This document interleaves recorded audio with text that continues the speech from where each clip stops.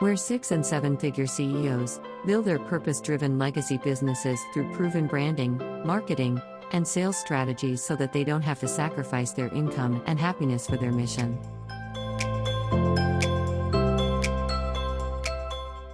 Thanks for watching the Life School Masterclass show. Join our Facebook group community of badass mission-driven entrepreneurs, and come back next week same place and time for our upcoming show.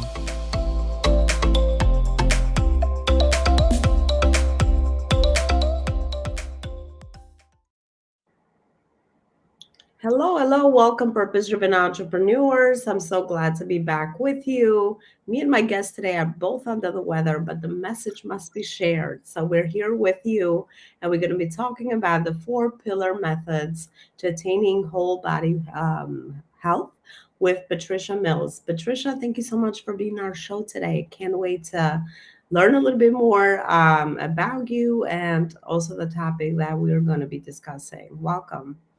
Oh, thank you. It's my absolute pleasure to be here, Alona. Absolutely. The pleasure is all mine. So let's start with an introduction. Tell us a little bit about you, or I guess I always usually ask some of those pivotal points that led you to the work you're doing today. Thank you so much. Yes, I'm a medical doctor, Canadian medical doctor, specialist in physical medicine and rehabilitation, now practicing functional medicine. And I took a big shift in my work approximately 3 years ago from a very traditional type of practice, working in the local rehabilitation hospital in Vancouver, British Columbia. I was at the time a clinical assistant professor, staff with the faculty of University of British Columbia. I was the director of the resident rehabilitation research projects. I was publishing research myself. I have over 25 publications under my belt, some of them with international collaborations. So I was internationally recognized. I was traveling all around the world, attending conferences. And what happened was that about 2013, I got a call from my dad that changed my life completely. He had been diagnosed with ALS, amyotrophic lateral sclerosis, or Lou Gehrig's disease. I don't know, are you familiar with that, Ilona, that condition? I have heard of it, yes. Yeah, so basically it's a fatal disease with no cure yet. The muscles just basically slowly deteriorate and the person passes away because eventually they can't breathe, eat, move. It's a horrible condition. And as a specialist in physical medicine and rehab, I had seen people in clinic with that condition. So the moment I knew he had that diagnosis, I went into immediate grieving, like just complete shutdown. It was terrible because I knew already what was going to happen down the road. For my family, they weren't aware, so it was a slow introduction into the world of ALS for them. But for me, it was like a sudden, massive problem. With like my perception of my world just crumbled, right? Because he was a really healthy guy. He was an Ironman, and no family history of ALS. He was doing everything that the medical system said would promote whole body health. And despite that, he got this horrible diagnosis. So when I finally was able to pick myself up the floor from my grieving process, I dove straight into the research. I used all of my research skills, and I went through like thousands and thousands of research papers, just following like this lead and down that rabbit hole, and then out, and then this lead and down that rabbit hole, just really trying to understand what happened. Why does someone like him get really sick when he's supposedly doing all the right things? And I started to learn all of these, basically what I call the threads of truth. I was starting to discover if I went beyond what was taught in my medical school and my medical training, and I went into other areas like into the research on the gut microbiome, which is so important for gut health, and I wasn't taught about in medical school. The stress response and how that affects the health, the hormone balancing, How is it that things that happen to us in our environment, what we think and what we drink, what we eat, what we expose ourselves to, affecting our hormone balancing, and importantly, our toxins exposure. How is our body able to cope with the toxins that we are being exposed to daily, and how can we improve that? So I was finding all of these really amazing kind of threads of truth that were repeated through all these different research that was being done around the world. It's just that it wasn't being taught in that Western medical training system, right? Which is understandable. There's a lot of things that we have to learn in medicine. And so, they're focusing on a certain part. And it was humbling to me to discover that there was this whole other world.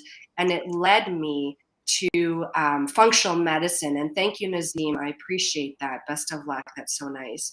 So what happened was I started doing my certification in functional medicine, because functional medicine basically was a group of clinicians who had experienced a similar thing, either their own illness or their family's illness, and weren't satisfied with the medical model as it was, and went deeper into the research. And it seems like we all found out the same kind of threads of truth. And Dr. Mark Hyman is one of the forefront doctors in this field, and he had established the functional medicine community. So when I found that, I felt like I had come home to the community I needed in that moment. Very grateful for my community with physical medicine and rehab, and so happy I had found this new community. So when I was doing my functional medicine training and I was still seeing patients in the traditional medical model, I was starting to get really frustrated that I couldn't help patients the way they needed to be helped with the way the system was set up. So I was trying to, they were coming to me with these conditions. And I recognized that about 90% of them, if I were able to help them with their lifestyle and some targeted supplements and significant lifestyle shifts, I could probably help them reverse the condition. And at the time that they saw me, by the time that they saw me, it would have required heroic efforts. Like, for them to reverse what they were experiencing, they would have to do so much change. And people already have a big fear of change. So many of them were simply not ready for it or open to it. And I realized that if I was going to make a big impact on this, in the world, on people's health, and prevent people from getting things like ALS, MS, Parkinson's, Alzheimer's, basic dementia, right, which is so devastating, diabetes, cancer, stroke, heart attacks, autoimmune conditions, hormone-related imbalances like PCOS, all of those things, they all can be prevented, and to a certain extent and to a certain point, reversed or improved with these functional medicine root cause strategies. I would have to go very upstream, like really get the people who are not sick, they don't have a diagnosis yet, and they're starting to not feel well. They're starting to notice that things aren't going the way they would like it to go with their health. Their health is declining. Maybe their energy is starting to lag. Their sleep is starting to suffer. Their skin might be breaking out in rashes or acne. They might start to notice a bit more problems with their mood, maybe a bit of brain fog. And so that's like the perfect time, obviously, is to get people when they're healthy and teach them, like, they're feeling great, and teach them how to maintain that over time. However, people who are in that state, they're often not really looking very much, like they're trusting that what they're doing works for them, right, in the moment, because they are feeling healthy. What I learned, though, is that there's a tipping point where if you're doing the things that the traditional kind of Western medicine teachings tell you that are the things that support whole body health, some of it is right and some of it is wrong. And the proof of it is in the population. The proof that some of it is wrong is in the population, because so much of our population is getting sick, right? And that's despite the fact that people are doing their darndest. Like, people are trying really hard to be healthy. Yes, there's some people that don't. And those people who that don't, that's a different story. But there's a lot of people like my dad I myself started running into problems with hormone balance, skin rashes like dermatitis, gut. I was getting bloating after eating my meals, even though I ate what I thought was a healthy, diet. And I started to apply these principles to myself, and my health, like I honestly am in the best health of my life since I was in my teens, because my health started to decline around that time, like in my early 20s, just slowly. If I look back, it slowly started to decline, but it's like, I don't know if you've ever heard about the frog in the pot of water, in the pot of boiling water. So if you take a frog and dump it in a pot of boiling water, it will jump out right away, right? Like it'll be like, oh my God, it's so hot and boiling, let me get out of here. But if you take a frog and put it in warm water and it's comfortable and you slowly heat up that water, it will boil to death. And that's sometimes what happens with our health. It's like the slow erosion of our health. And it's only when you're like at the very end that you go, like, only at a certain point where you're like, oh my gosh, like my health is not great. And by then it feels really hard to pull yourself out of that situation, right? So it's really about, for me, it was like, okay, how do I connect with people? And for me, I focused in on women because, I was started off the research for my dad, and then I additionally started looking at for things for myself and applying it to myself and seeing these amazing results. And a lot of my friends, my girlfriends, were really interested. So they were coming to me and I was teaching them about it. And we were, like there were some great results happening. So I and they always say in marketing, in business, find your niche, right? It's like, it's, although you want to help everyone on this planet, at least when you're starting, it's good to kind of focus in on a certain group and speak to them and use their language. So I was like, okay, I'm going to focus in on women's health because I'm deeply and intimately connected to that as a woman who has my own health issues that I figured out. So yes, I started applying those things. And then I realized that the best way to do it is actually through health education programs online. So I started offering some health education online, and it was because going from a doctor to a doctorpreneur, basically, right? Because people have to pay out of pocket for health education programs versus in Canada, when you see a doctor, it's paid for by the medical system. I had to learn how to connect with women and speak to them in a way that motivated them to invest in their health, to invest the time, right? And the money and the effort. So it's been this huge journey for me in learning, like, actually the health piece is so easy for me. Like, I know exactly what I need to do to help women. It's like my 4 pillars, right? And which I'll talk about in a second. So Now it's my next question. Yeah, for sure. Yeah. So what are those 4 pillars? And I kind of created those 4 pillars once I realized that there was a theme in the research. And I like to categorize things. It makes it really easy for people to understand. So the 4 pillars are, number 1, the stress response. And I'll go into that in a little bit more detail. Number 2 is the hormone balance. Number 3 is the gut health. And number 4 is the toxins tolerance. So do you have any questions about that? I can do a little bit of explanation of each, just a couple of minutes for each one, if that's helpful. Yeah, I think just diving into each one would be really helpful. Okay, great. So the stress response is basically, when I say stress, it can be physical stress, like, for example, being in a car accident or getting a cold. Like right now, Alona and I are in physical stress mode. We have a cold that we're coping with. And it can be like being exposed to, for example, like if you are exposed to like smoke inhalation, right? That's a physical stress. So being sick, being in a car accident or trauma, and being exposed to external toxins, for example, is a physical stress response. Then you have the emotional stress response. So let's say someone who you love is injured in a car accident and you emotionally get stressed out. That's the emotional stress response. And then there's what I call the spiritual stress response, which, for example, when my dad was diagnosed with ALS, I lost faith for a period of time in the goodness of the universe. I've never been a religious person, but I was spiritual, and my spirituality was severely tested. So I had the spiritual stress response where I thought, how could there be good in this universe if someone like my dad, the best person that I knew, one of the best people I knew, could get this horrible condition? So the commonality between the physical, emotional, and spiritual stress response is that it creates a chemical change in our body where our body starts creating a lot of the stress hormone cortisol. And that stress hormone cortisol in small amounts at certain times in the day is healthy. But when it's being pumped out fairly consistently all the time because you are in a physical, emotional, or spiritual stress response, is incredibly damaging for the body.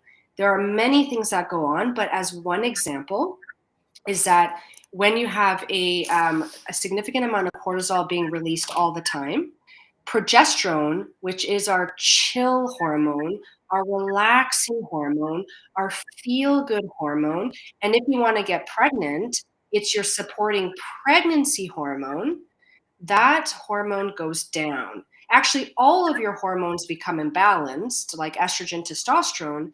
However, I'm focusing on progesterone because, as an example, a few years after my dad's diagnosis, I tried to get pregnant and I couldn't.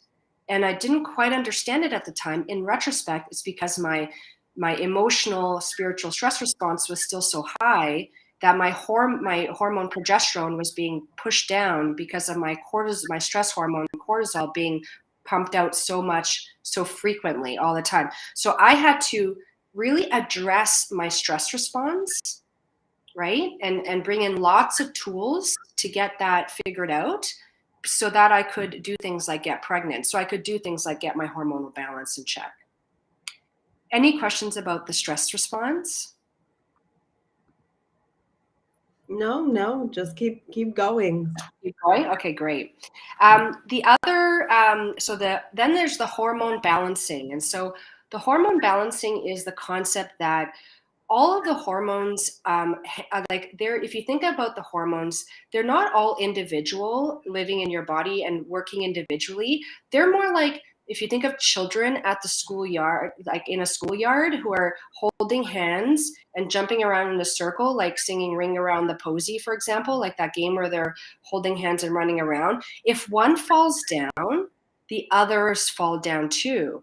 So, for example, if you have a problem with your thyroid, and you don't have enough thyroid hormone, that then affects all the other hormones in your body, your sex hormones, your stress hormones, all of those things, your feel-good hormones like oxytocin and dopamine, and vice versa. Like if anything happens to affect one hormone in your body, the other hormones get out of whack.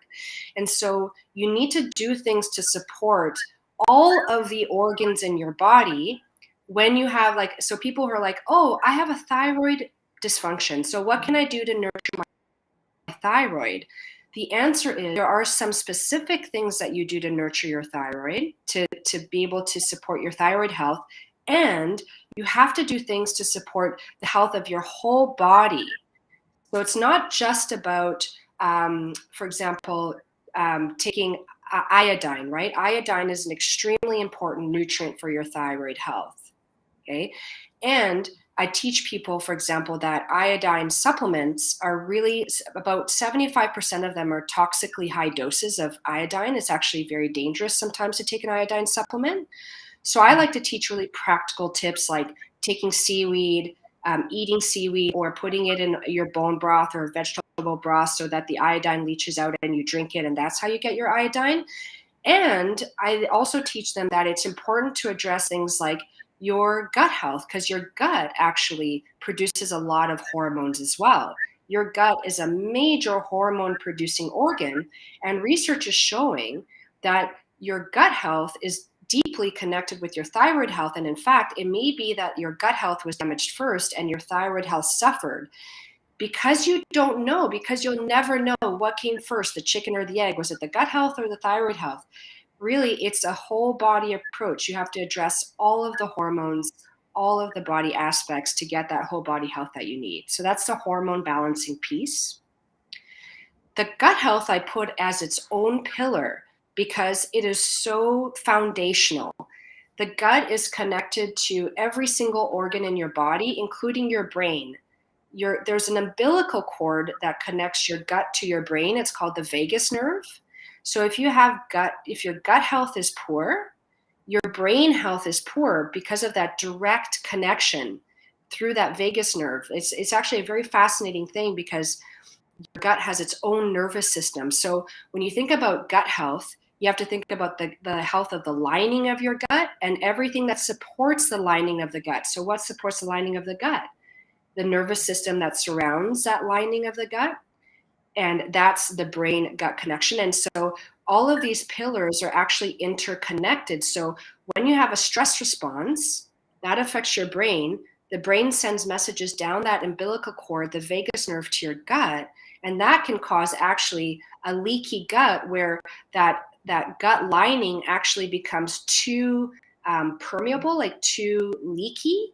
And things start to get into your body that shouldn't be getting in through that gut lining. And that's how the stress response and gut health are connected, right? So, and the gut lining is also supported by the gut microbiome, which is this buddies in our belly. It's these organisms that live on our gut lining and support the health of our gut. And they get damaged by things like medications, like the medication my dad was on, which was a proton pump inhibitor because he had heartburn. So he was on anti-heartburn medications for quite a number of years. And that is shown to really negatively affect your health because it affects your gut health. Your digestive system gets really messed up if you're on that medication long term.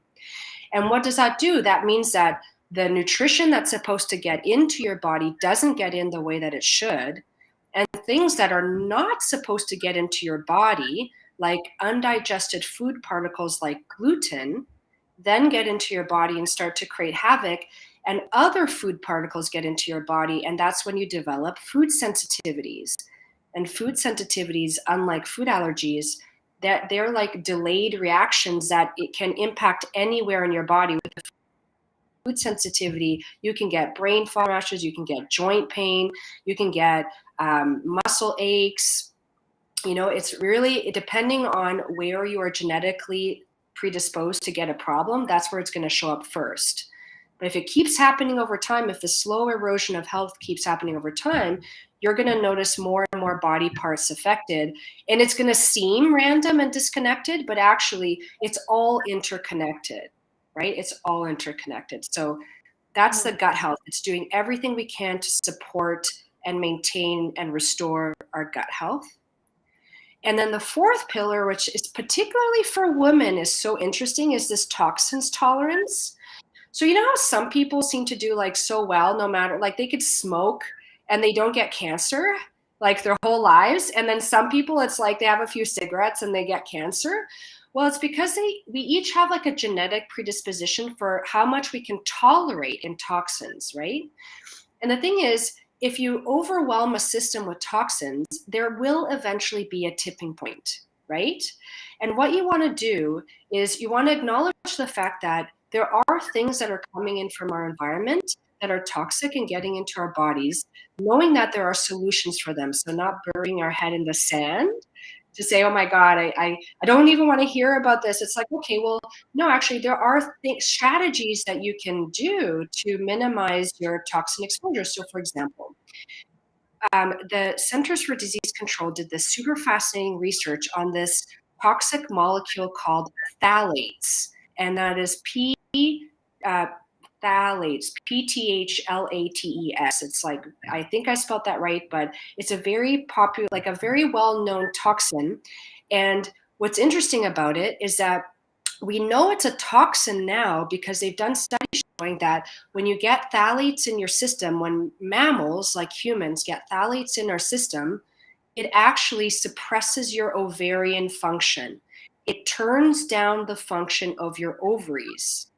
That can be very problematic if you are menstruating and you start having problems with menstrual irregularities. If you want to get fertile and get pregnant, and it's going to impact your ability to be fertile, if your ovarian function is decreased, you're going to have a hard time getting pregnant. if you're going into perimenopause, you might, with decreased ovarian function, you're going to go through that transition earlier. So toxic exposure is a known cause for early menopause.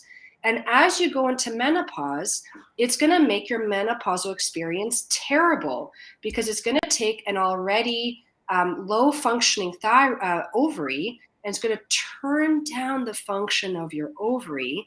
And now you're going to have an even like harder transition into menopause, until the point in time when your adrenal glands, which are the glands that usually are in charge of making your stress hormone cortisol, over time, they do take on the job of making hormones like estrogen and testosterone and progesterone. But that transition period is going to be so much more painful, and that'll be hot flashes, problems with sleep, problems with sexual desire, problems with thinking, all of those things that can happen in a menopause that is not going well, versus an enjoyable menopause where your ovarian function is optimal up until the time when your adrenal glands take over, right? So they did, the CDC, the Centers for Disease Control, did the study on women, on humans. So this is not even an animal study. And they took urine samples, so people peed in a cup, and they measured how much phthalates was these. And first of all, every single person had phthalates in their urine, and women had way more. Like in some occasions, it was 3 times more than men. And the researchers, their thoughts on this was that the women were using more body products that contain phthalates. So they were using shampoos that have phthalates, moisturizers that have phthalates, foundation that has phthalates, like all of these body lotions. And the skin is one of our biggest organ of absorption. So basically what you put on your skin gets absorbed into your blood within a matter of minutes. Even from your sunscreen, they've done studies on sunscreen, and the chemicals in sunscreen are found in your blood at levels higher than what the Food and Drug Administration are comfortable with within a matter of minutes. That research was done, and the end result of that research was that the researchers said, we should really look into this. This is a problem. So even sunscreen can be, you're doing that for healthy reasons with the best of intentions, and yet your toxins tolerance is slowly being eroded. So learning strategies to decrease the amount of toxins coming into us and supporting our body's natural systems of detoxification so that things get out of us faster. So that's like supporting gut health, because you poop out a lot of these toxins. So you have to have good, healthy, regular bowel movements. That's supporting your lymphatic system, because your lymphatic system drains a lot of the toxins from our tissues, right? And that's using your breath, supporting your kidneys, hydrating properly, right? Mineralizing your water with electrolytes, proper hydration. So these are all of the strategies that I use when I work with women and when I teach women, so that they are empowered to do all of the things that are necessary to maintain whole body health. Because if you address one of these pillars, but not the other 3, for example, you are going to get better. No doubt you're going to feel better if you work on the stress response, or if you work on the gut health, you will get better. But if you neglect the toxins tolerance, if you neglect the holistic hormone balancing, right, that's going to end up being not reaching your optimal whole body health potential. Well, you are a wealth of information. There's so much to learn from you. I love everything you shared, and I really hope our audience definitely took away a lot of information that's practical, but also really good to know. So all of those 4 pillars that you touched. Patricia, I usually ask at the end of the interview all my guests to share one final message from their school of life, whatever their school of life has taught them, and also where is it that people can find out more information about you?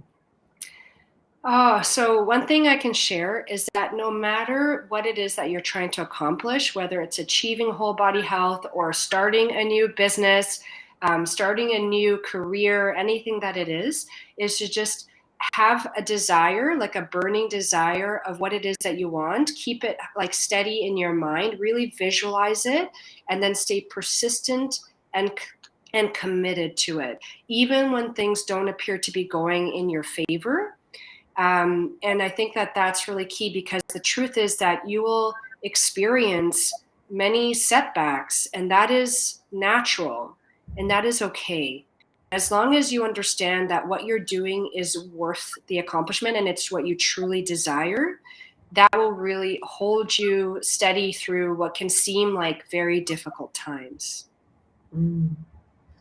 Beautiful and inspiring message. We always need to hear that, because, as you said, we all have setbacks, and sometimes things take longer than we anticipate, but it's all part of the journey. For Exactly. sure.